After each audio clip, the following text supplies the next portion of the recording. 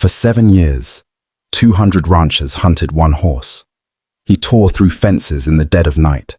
He vanished into storms like smoke. Bullets missed him. Traps couldn't hold him. Grown men who feared nothing feared him. They called him a devil. But the truth about that stallion had nothing to do with evil, and everything to do with love. And it wouldn't come out until the day he collapsed, bleeding and broken, on the land of a woman who had already lost everything once before. This is his story. Stay until the end, because what happens in the final minutes will stay with you. Cedar Ridge was the kind of valley where everybody knew everybody's business, where ranching families had worked the same land for 3-4 generations, and where the biggest news of the year was usually a good rainfall or a bad frost. That changed the spring. A rancher named Everett Doss woke up to find his prize stud gelded of his purpose in the worst way. Chased clean off Doss land, fences trampled flat, and hoofprints leading into the tree line that belonged to no horse Doss recognized. Big, black as coal dust, a jagged white scar cutting across the left shoulder like lightning frozen mid-strike. At first, people laughed it off. A stray stallion, probably spooked off some far ranch, would move on eventually. But he didn't move on. Within a month, 3 more ranches reported the same thing.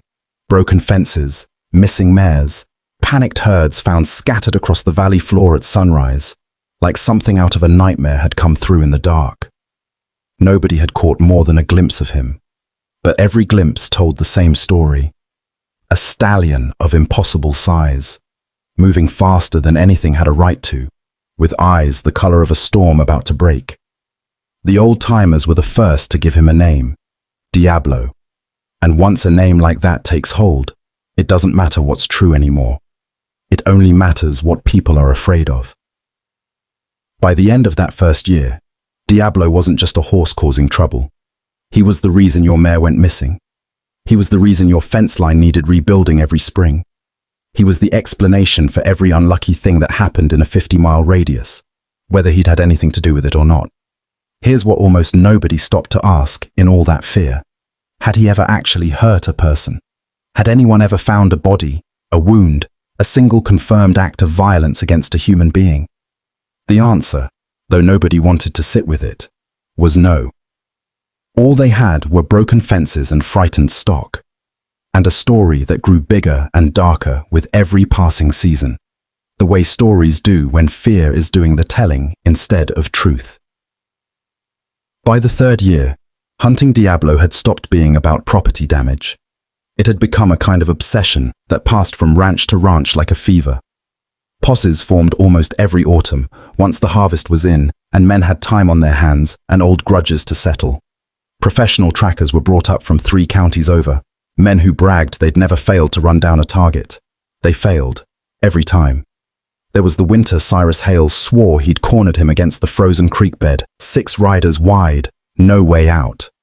Diablo turned to face them, reared once against the pale winter sky, an image Cyrus said he'd never forget as long as he lived, and then simply wasn't there.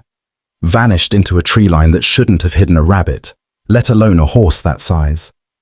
There was the summer-old man Pruitt laid out traps baited with the sweetest hay in the valley, certain that hunger would do what bullets couldn't. Diablo ate around every single one without springing a single trigger, as if he understood exactly what a trap looked like and simply refused to be fooled twice. Stories about him grew wilder with each failed hunt. He could smell gunpowder from half a mile off. He could hear a rifle being loaded through a closed barn door. Some of the older folks, half joking and half not, said he wasn't an ordinary animal at all, that something that clever, that careful, had to be more than horse. What none of them considered, in all those years of chasing shadows, was the simplest explanation of all. Maybe he wasn't outsmarting them because he was evil. Maybe he was outsmarting them because he had something worth protecting. And losing that fight wasn't a price he was willing to pay. 200 ranchers, 7 years. Not one of them ever got close enough to find out why he ran. That was about to change, but not because any of them finally caught him. It was about to change because one grey October morning, he ran out of places left to run. 40 miles south of Cedar Ridge, past where the county road turned to gravel and the gravel turned to dirt, sat a modest spread called Miller's Creek. It used to be full of noise, hammering in the barn, laughter carrying across the pasture, a man's voice calling out to his horses in the early morning fog. 18 months earlier, that voice had gone silent for good. Thomas Hayes had been gentling a young colt, nothing he hadn't done 100 times before, when the colt spooked at a sound nobody ever identified and threw him hard against a fence post. He was gone before Eleanor even reached him. She still remembered the exact sound the wind made that afternoon, the exact color the sky had turned. Grief has a way of burning small details into memory forever, even while it erases everything else. In the year and a half since, Eleanor had kept Miller's Creek running on sheer stubbornness. She'd sold off most of the horses, couldn't afford the feed, and truthfully, couldn't stand hearing hoofbeats that weren't Thomas's boots following behind them. She kept just two, Junebug, an aging bay mare gentle as a Sunday morning, and Samson, a gelding too old to be worth much to anyone but her. Neighbors offered more than once to buy the land outright. Fair prices, generous even. She turned every offer down without much explanation. The truth was simpler than pride. Miller's Creek was the last place on earth that still smelled like him. The barn still held the shape of his hands on the tools. She wasn't ready to let another version of that loss take the last of what remained. She'd heard whispers about some wild stallion terrorizing ranches up near Cedar Ridge. Everyone in 3 counties had heard something by now. But it registered as someone else's trouble, someone else's storm. She had grief enough of her own to carry. She had no idea that Storm was about to walk straight onto her land, and that it would need saving every bit as much as she did. The morning it happened, fog sat low over the fields, thick enough that the fence lines disappeared 30 feet out. Eleanor was in the kitchen when she heard it. Not the light rustle of deer moving through brush, but something heavier, something crashing through the tree line at the edge of her lower pasture like it had no strength left to be careful. She grabbed Thomas's old rifle off the wall, more out of habit than plan, and stepped onto the porch, breath fogging in the cold air, heart hammering against her ribs. What emerged from the mist wasn't the monster the stories described. It was a horse, enormous, black as pitch, ribs showing sharp beneath a coat matted with sweat, mud and blood. He stumbled once, then again.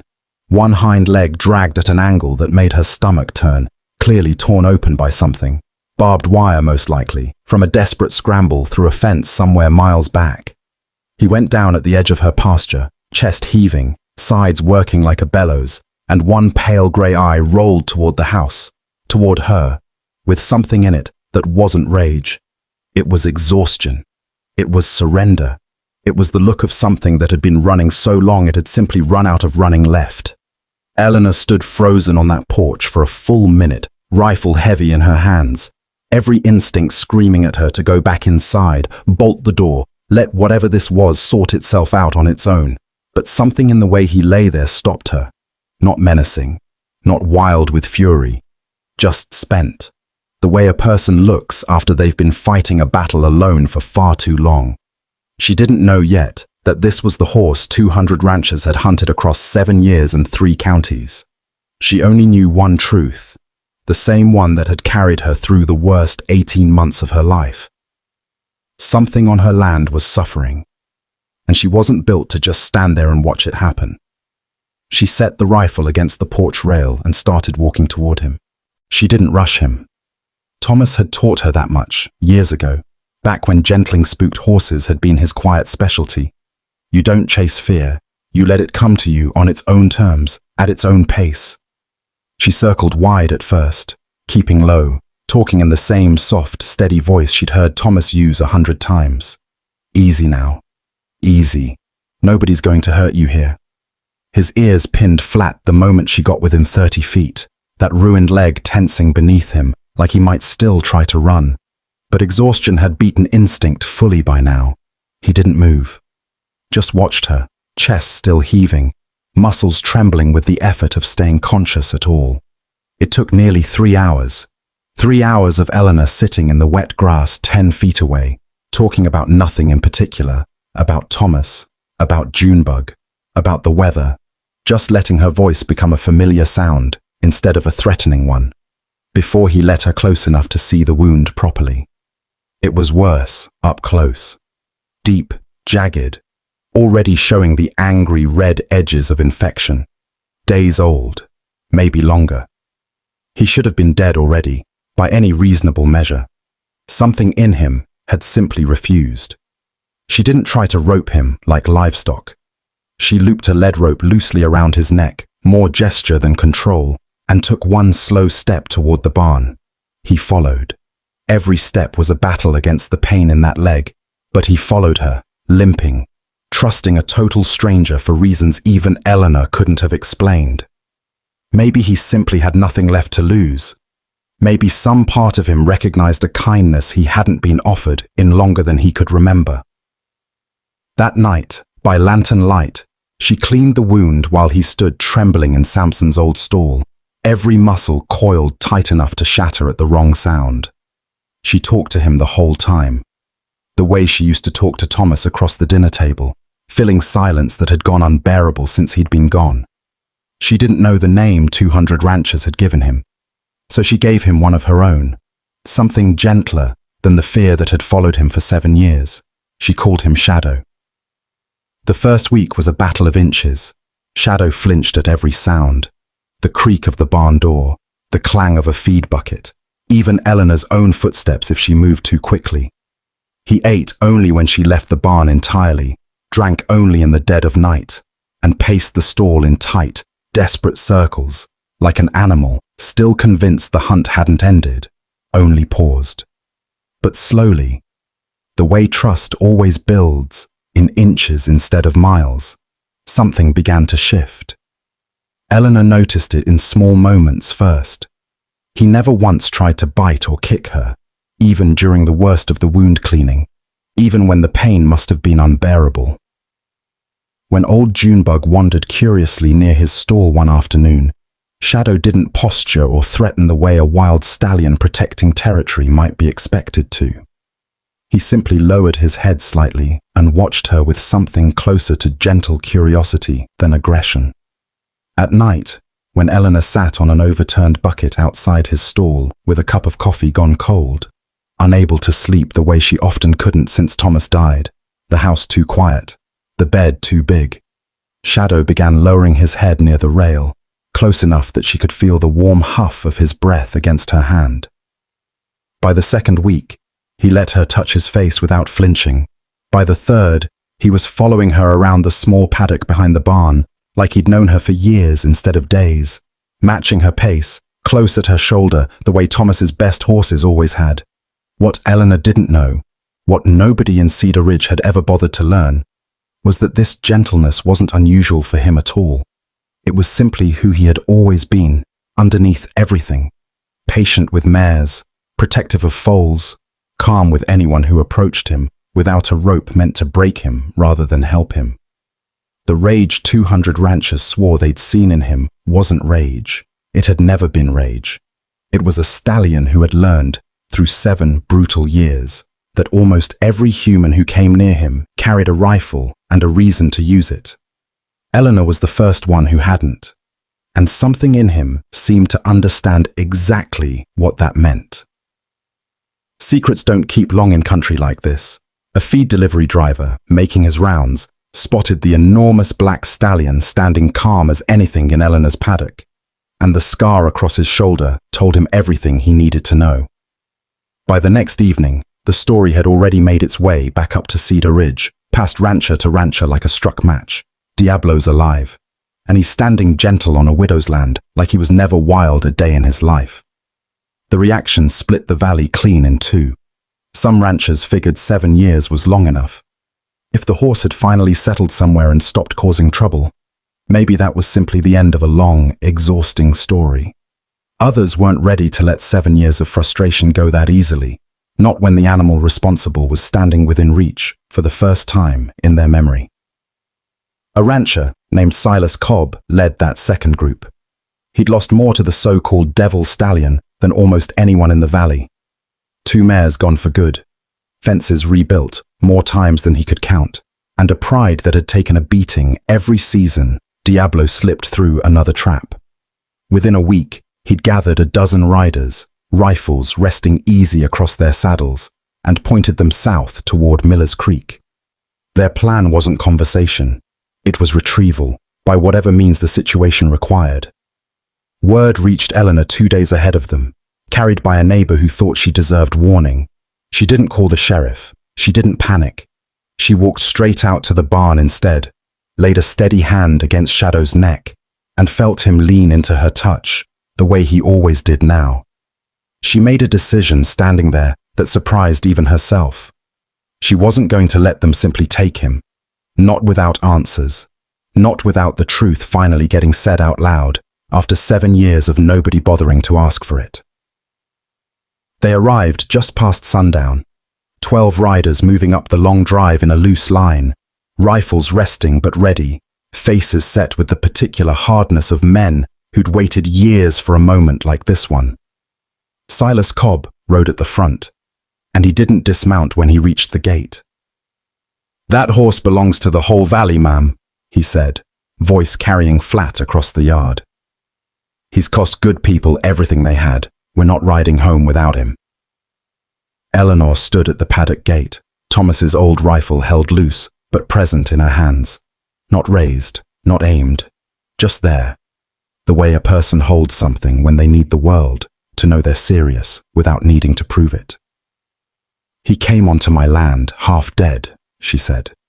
"I nursed him back from a wound that should have killed him. If you want to take him, you're going to tell me exactly what he did. Not what you've heard, not what you're afraid of. What you actually know, for certain, with your own eyes." The silence that followed said more than any answer could have. Stories, suspicions, circumstantial hoofprints leading away from broken fences.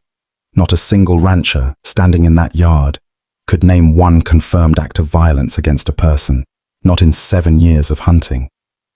"He broke fences," one rider finally offered, quieter now. "Ran off with mares that didn't belong to him." "He's a wild stallion," Eleanor said. "That's what wild stallions do when they're building a herd. That's not the same thing you've spent 7 years hunting him for, and you all know it." Silas's jaw tightened, but he didn't have an answer ready. Behind Eleanor, Shadow stood in the paddock, ears forward, tense but still, watching the riders, watching the rifles, and for the first time in 7 years of being hunted, he didn't run. He stood his ground, right beside her. It was old Hollis Grant who finally broke the standoff. The same rider who, 3 years earlier, had cornered Diablo against a frozen creek bed and watched him vanish into a tree line that shouldn't have hidden a rabbit. He'd ridden along that evening quieter than the rest of the group, and now he nudged his horse forward from the back of the line. "I need to say something," he said, and something in his voice made even Silas turn to listen. 2 years back, I tracked him further than anybody ever admitted to, followed him clean past Miller's Ridge, into that hollow nobody bothers with, because the ground's too rough to run cattle. What I found there, I never told a soul. He described it slowly, like the memory still unsettled him. A small band of wild mares and foals, tucked into that hidden valley, safe from the world. And Diablo, standing guard at the narrow entrance like a sentry, who never once let his attention drop. "Every single time any of us got close to finding that herd," Hollis said, "Diablo drew us off, led the chase clear across the valley himself, took every risk onto his own back, so the rest of them would never be found, never be captured, never be scattered and sold off to strangers. Every fence he broke, every mare he supposedly stole, he was building something nobody was ever supposed to touch." The yard went dead silent. Even the horses seemed to still. Silas Cobb looked past Eleanor to the stallion standing calm in the paddock, the one who hadn't fled, hadn't fought, who'd simply stood his ground beside the woman who'd saved his life. And for the first time in 7 years, he saw something other than a devil looking back at him. He saw an animal who had spent his entire life being hunted for the crime of loving something enough to fight for it, again and again, at the cost of his own peace. Nobody in that yard said much else. There wasn't much left worth saying. No rifle was raised that night. One by one, the riders turned their horses back toward the county road, carrying with them a very different story than the one they'd arrived with. Not a devil who'd terrorized the valley for 7 years, but a stallion who had spent that entire time protecting a family only he, and now Hollis Grant, had ever known existed. Silas Cobb was the last to leave. He paused at the gate and looked back at Eleanor for a long moment. "You did something none of us managed to do in 7 years," he said quietly. "You got close enough to actually see him."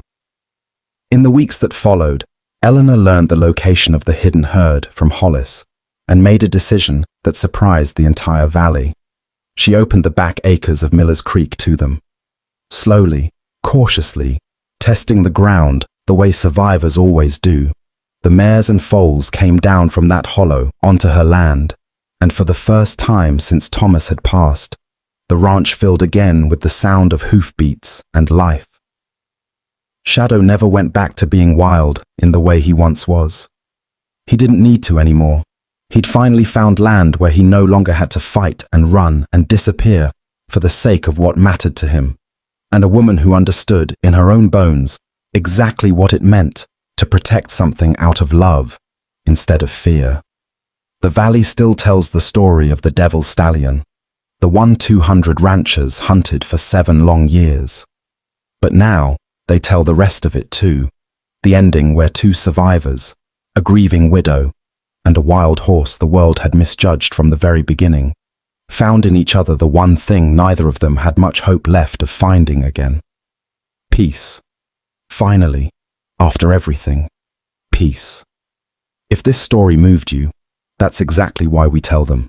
Real and legendary stories about the bond between people and horses, about courage, about second chances nobody saw coming. If you want more stories like Shadow's, hit subscribe and turn on notifications so you never miss the next one. Tell me in the comments, what part of this story hit you the hardest?